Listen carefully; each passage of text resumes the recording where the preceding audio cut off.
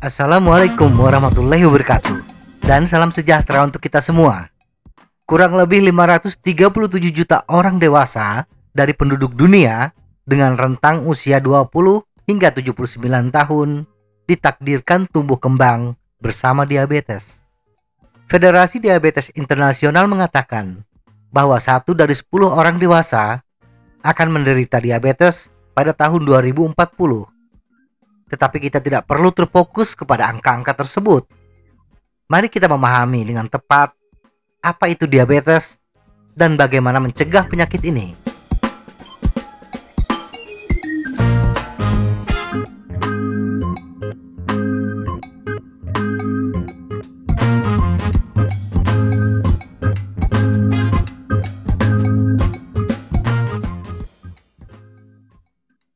Apa itu diabetes?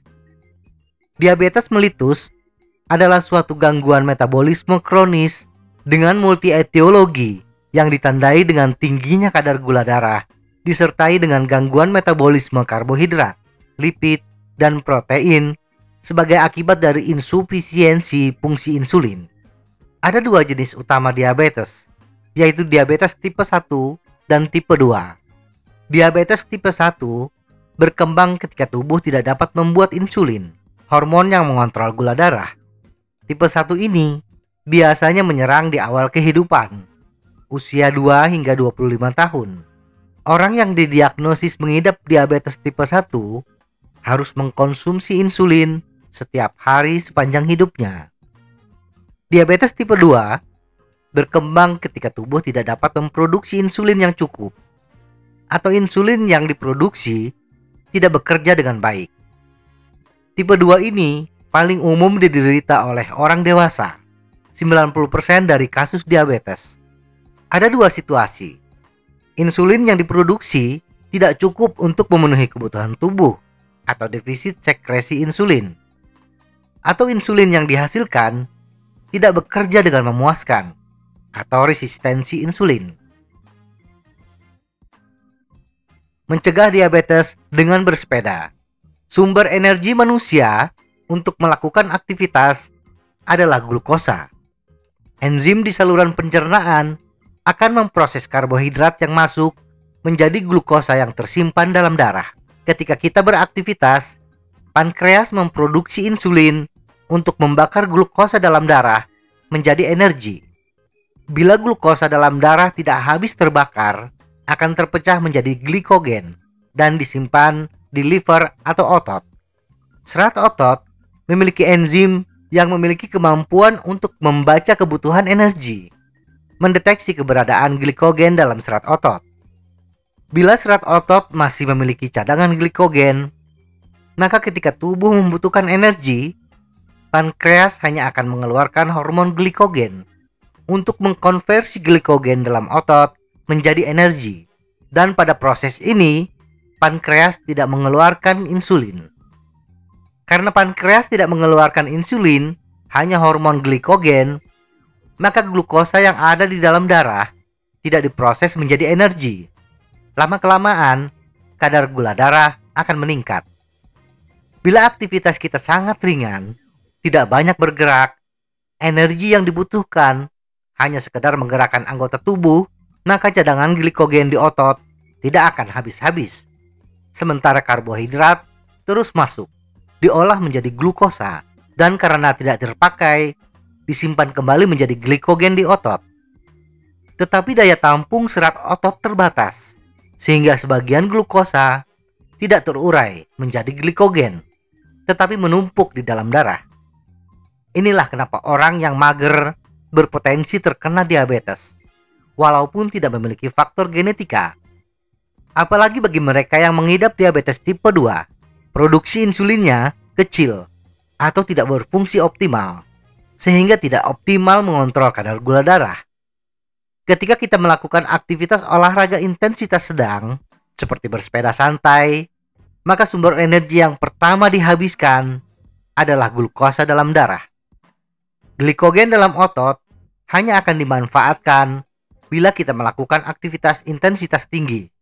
seperti bersepeda di tanjakan atau sprint. Glukosa yang dibakar menjadi energi akan menurunkan kadar gula darah kita. Volume dan intensitas bersepeda. Seberapa banyak aktivitas fisik yang perlu kita lakukan untuk melihat manfaat tersebut? Dalam hal menurunkan kadar gula darah, olahraga ringan adalah cara yang paling efektif dibandingkan aktivitas fisik yang intens. Bersepeda selama 30 hingga 60 menit per hari dengan intensitas sedang sudah cukup untuk memanfaatkan manfaat anti-diabetes. Sebuah studi yang diterbitkan dalam Medicine and Science in Sport and Exercise menunjukkan bahwa bersepeda dengan kecepatan sedang 15 hingga 20 km per jam selama 1 jam memungkinkan penderita diabetes yang kelebihan berat badan dapat mengurangi separuh kadar gula darah mereka dalam 24 jam ke depan. Andai kita bersepeda dengan kecepatan 30 hingga 40 km per jam, tetapi durasi hanya 30 menit, jarak tempuhnya sama, hanya bisa menurunkan kadar gula darah sebesar 19% dalam 24 jam ke depan.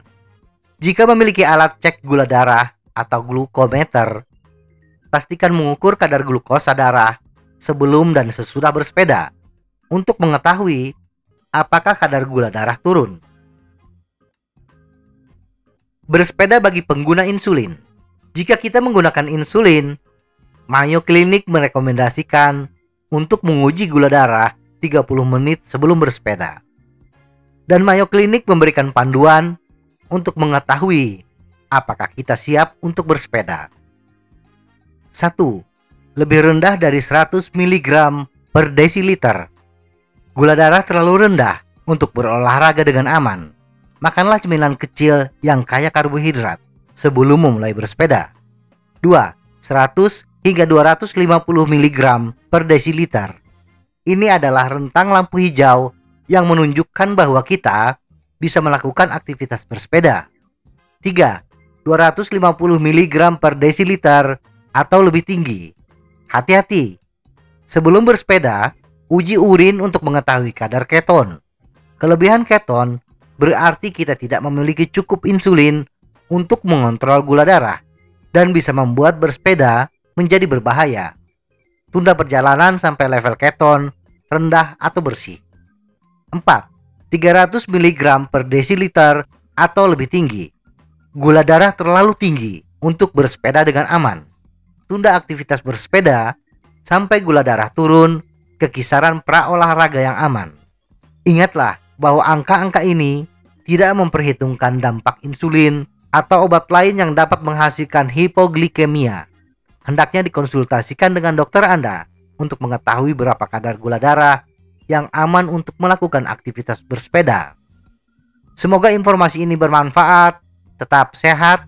Salam goes.